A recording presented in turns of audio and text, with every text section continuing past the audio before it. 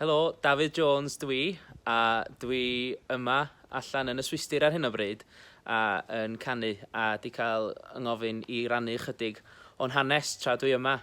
Dwi wedi trafeilio yma ers y degfed o Orffennaf mwyn canu yng ngwyl gerdd Verbier. O'n i wedi trafeilio yma i ganu rhan Joe yn opera La Fanciulla del West gan Puccini, ond yn anffodus ar ôl cyrraedd yma, gafodd hwnnw i ganslo oherwydd achosion o Covid yn y gerddorfa. Ond dwi yma hefyd i fod yn rhan o academi o gantorion ifanc i dderbyn hyfforddiant gan enwau cyfarwydd yn y diwydiant. Ac felly dwi am rannu chydig o brofiadau tra dwi yma ac hefyd gowch chi weld chydig o'r ardal. Dwi newydd gyrraedd yn ôl o gael ymarfer yn barod ar gyfer y cyngerdd fory. Cyngerdd o ganeuon Ffrenig sydd gen ni fory. Ydyn, tra dyn ni wedi bod yma, dyn ni wedi bod yn cael hyfforddiant yn gweithio fyny at y cyngerddau yma. Felly wedi bod yn lwcus iawn o gael gweithio efo James Bailliw a Caroline Dowdle sy'n arwain y cwrs. Wedi canu mewn dosbarth meistr efo Veronique Jean a Steffan Dewch ar ganeuon Ffrenig a Almaeneg.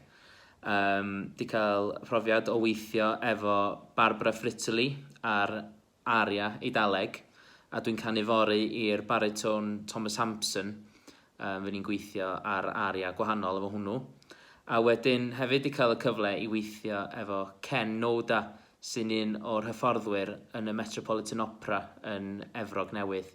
Felly mae wedi bod yn agoriad llygad ac yn brofiad anhygoel cael gweithio efo cerddorion anhygoel, ond yn falch iawn o'r cyfle i gael bod yma.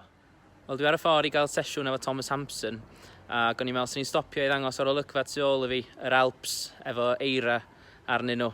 O rhaid cwarantinio am 10 diwrnod ar ôl cyrraedd yma, a rhaid dweud oedd yr olygfa yma yn neud i'n dipyn haws. Wel, dwi newydd ddod i ffwrdd o'r llwyfan ar ôl canu yn yr cyngerdd o ganeuon Ffrenig yma yn yr eglwys yn Verbier. Profiad swrial cael canu o flaen cynulleidfa byw unwaith eto, a cynulleidfa o bobl sy'n siarad Ffrangeg. Felly teimlo'n lwcus iawn i gael bod yma yn perfformio unwaith eto ac mewn ardal mor hyfryd. A fydd 'na lyniau o'r ardal i chi gael gweld ar y dudalen.